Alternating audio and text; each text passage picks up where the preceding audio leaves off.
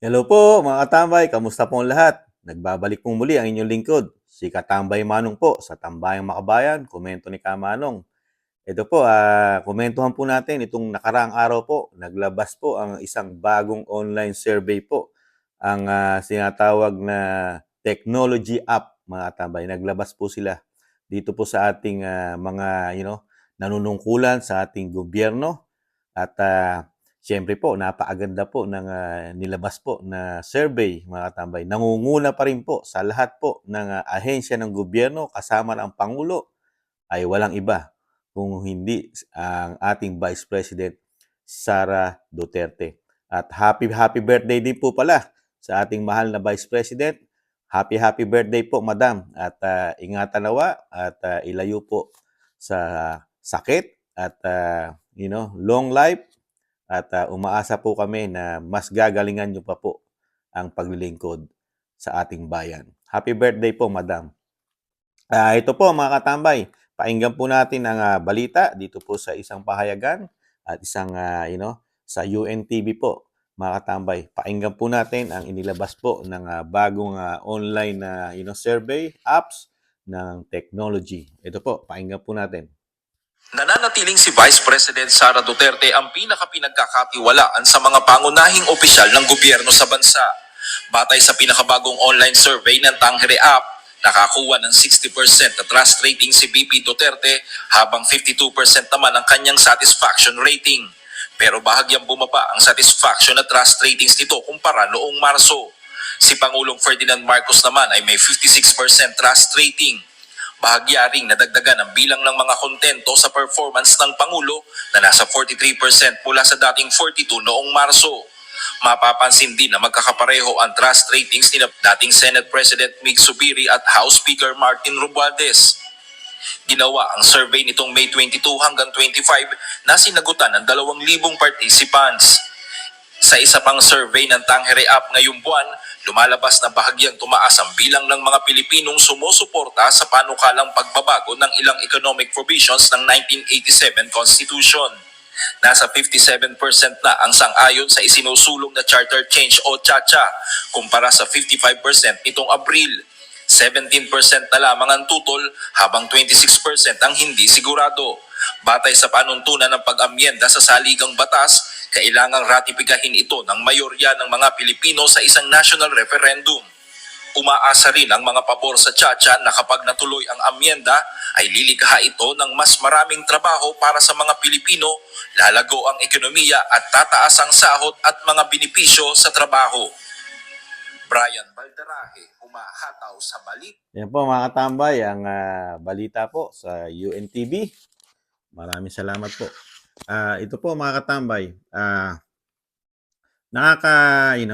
nakaka-proud po na kahit anong gawin nila sa Vice President Sara Duterte, kung ano-ano pong paninira di umano, pagpapabagsak sa popularidad ng Vice President.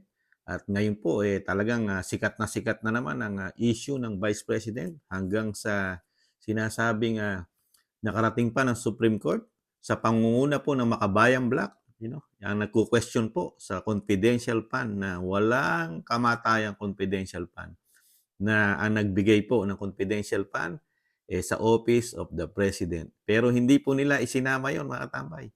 Yung questionin ang sinasabi ng legal na paggamit at paglagay sa Office of the Vice President yung pondo na 120 million.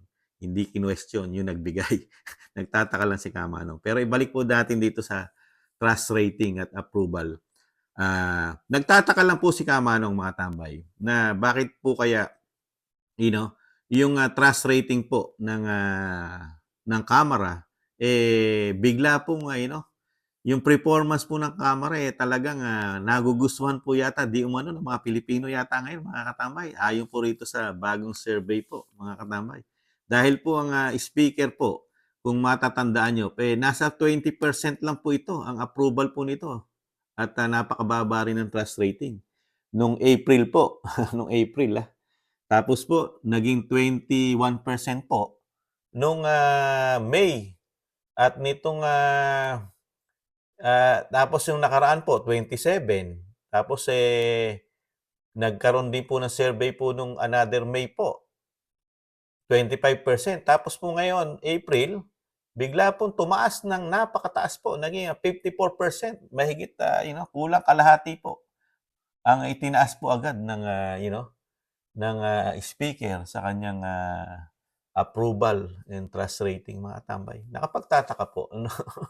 Sa kabila po ng sinasabi ng mga kabayan, mga katambay natin, mga kababayang Pilipino na hindi nila nagugustuhan ang performance ng Kamara dahil puro pamumulitika daw di umano ang inaatupag nito, mga katambay. Pero yon, naisingit lang ni Katambay Manong. Nagulat lang po ako na biglang, sa napakaiksing panahon, biglang tumaas ang approval ng isang speaker ng Kamara. Halos pantay na po sila ng kanyang pinsan na Pangulo ng Pilipinas, si PBBM. Halos pumapantay na po ang approval ng speaker na 56% po ang Pangulo, samantalang pinsan, ngayon po 54 na, mga tambay. At malapit na rin pong abutan at lagpasan ang Pangulong Marcos. At ang ating Vice President ay 60% po. Kahit po ibinababa po nila ang popularidad ng BP Sara, talagang tinatamnan ng mga haka-haka, gawa-gawang kwento. Pero napakahirap po nilang batakin na talaga isadsad ang approval at trust rating po ng Vice President. Nananatili pa rin po siya sa pinakamataas na nanunungkulan sa ating bansa, magmula sa presidente hanggang sa speaker at hanggang sa Chief Justice ng bansa. Si Vice President Sara Duterte po ang nangunguna sa lahat, mga katambay. Kaya natutuwa po ang inyong lingkod, si Kamanong, dahil wala pong magawa ang sinasabing pamumulitika, pagpapabagsak sa popularidad ng isang Vice President. Kahit po ang Makabayang Black na hindi po tinatantanan na sirain ang kredibilidad at popularidad ng Vice President, nada. Kahit na hirap po sila. Kahit survey po na nagtataka si Kamanong dito po sa survey na biglang umaangat po ng napakataas, mahigit kulang kalahati na po sa napaiksing panahon, buwan lang ang itinaas po ng approval at trust rating ng isang speaker sa Kamara. Kayo po ba hindi nagtataka ron, mga tambay? At nagtataka rin po si Kamanong, mga tambay, na yung probisyon na balangkasin ng saligang batas natin, Chacha, at sinasabi ng pamahalaan na ito raw ay magbibigay ng maraming trabaho at makakaginhawa sa mga Pilipino. Nagtataka lang po si Kamanong, mga tambay, at magbibigay ng magandang sweldo rin po yata. Nagtataka po dahil si dating Pangulong Duterte, wala namang masyadong binalangkas diyan sa saligang batas ng 1987 konstitusyon o 1986 o 1987 man yan. Pero hindi po tayo nalugmok sa kahirapan kahit po may pandemic, mga katabay, at napakarami rin pong dinanas na sakuna ang ating bansa. Pero never nagkaganito ang ating bansa na kailangan po na nilang revisahin pa ang sinasabing 1987 Constitution na Chacha o PI na yan, mga katambay. Kaya nagtataka lang po si Kamanong, tinatanim po sa ating isip na ang dahilan po kaya hindi nila mapaunlad at sinasabing hindi nila mapababa ang kanilang mga pangarap sa ating mga Pilipino, ang sinisisi at ang talagang kailangan pong gawin natin, sundin po natin ang mga kagustuhan po ng ating mga mambabatas, ng ating Pangulo, na rebisahin po ang 1987 Constitution, na ito lang daw po ang talagang bukod tangi na makakatulong po at makakasolusyon sa ating kahirapan. Ano po sa tingin niyo, mga katambay? Wala po kayang halo itong pambobola sa atin? Dahil napakarami pong nagdaang presidente, lalong-lalo po yung sinundan si dating Pangulong Duterte, na hindi po nalugmok sa ganitong paghihirap at hindi po bumagsak ang ating ekonomiya. At hindi po nagkanda leche-leche di umano na napakaraming korupsyon. At pati PhilHealth ngayon, mga tambay, merong napakalaking numero po na nailipat daw po sa sinasabing gobyerno natin ngayon. 90 billion po yung umaalingaw-ngaw ayon po kay Atty. Harry Roque. At yung issue po sa Lotto na isang damukal din po kayamanan at pera ang sinasabi. At yung sinasabing sobra-sobra pong pera ng Kamara na wala naman pong, proyekto. Pero napakalaki ng mga budgeting na nilulustay daw po di umano. Di ba? Mga extraordinary travel fund. Sobra-sobrang paggastos di umano. Paano po magtitiwala at sa survey na lang po ba tayo magtitiwala na ganito po? Nasasabihin ng survey na nagtitiwala tayo na iaangat ang ating bayan para lang rebisahin ang sinasabing Konstitusyon 1987 na hindi naman nila magawa. Sana pupunta po yung mga budget na bilyon-bilyon, trilyon ang budget natin. At nakukuha pa yung pera sa PhilHealth na pinaghirapan ni Juan de la Cruz. Taxpayer po ang nagbabayad nun.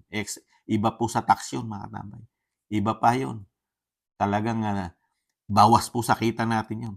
Pera pa ang tax. Pero nawawala rin daw po, sabi ni Atty. Harry Roque. Kaya paano po natin pagtitiwalaan ng mga mambabatas, mga katambay, na gawin at rebisahin ang saligang batas na hindi po daw nagsasabi ng totoo at hindi alam ni Juan de la Cruz kung ano yung mga plano, yung mga sinasabing kahit si dating Pangulong Duterte na napakatalinong tao at napakatalinong abogado, hindi nila maluko at hindi talaga, pumapayag, number one, dahil alam nila ang karakas di umano ng mga kongresista natin sa Kamara. Alam na alam ni dating Pangulong Duterte dahil nga yan hinamon niya pa nga yan, di ba mga katamay? Na open the book para paniwalaan kayo ng taong bayan sa mga sinasabi niyo maganda niyong adhikain sa Pilipino at sa Pilipinas. Ibuksan niyo ang libro niyo para pagkatiwalaan namin kayo na totoo lahat ang sinasabi niyo sa mga Pilipino. Na ibabangon niyo at paunlarin niyo ang bansang Pilipinas. Hindi niyo binubuksan yung hamon ng dating Pangulong Duterte na open the book. Ipakita niyo sa tao yung pera na hinahawakan niyo taon-taon na isang damukan, ibuksan niyo kung saan dinadadala o saan niyo dinadala o ginagastos ang pera ng bayan, di ba?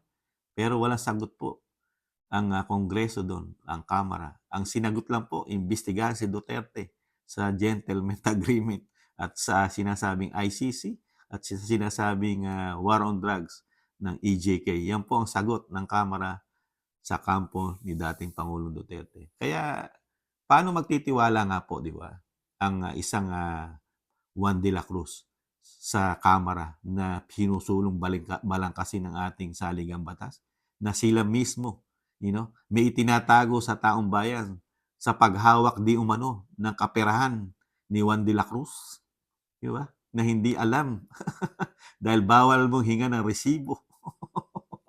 Bawal mong questionin. Pati mismo ang ahensya ng audit, hindi pwedeng i-audit ng COA, mga katambay. Tapos ngayon, dadaanin lang tayo sa survey na tayong mga Pilipino ay napakarami nating nagugustuhan ang ginagawa nila na pagbalangkas, mga katambay. Ano po sa tingin nyo, mga katambay? Kapani-paniwala po ba? Nakatiwa-tiwala po ba ang gagawin ng Kongreso na balangkasin?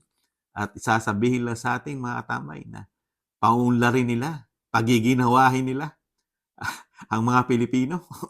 Sa ayuda po siguro. Ano po sa komento niyo, mga katambay? May karapatan po tayo magkomento bilang Pilipino, bilang taxpayer, bilang nagbigay ng trabaho maglingkod sa ating mga katambay. Sila. Di ba? Muli po, si Katambay Manong, nagpapasalamat po muli. Sana gusto po ng ating maliit na channel, ang Tambayang Makabayan, sa YouTube at TikTok. Maraming salamat po. Ingatan nawa. Bye-bye!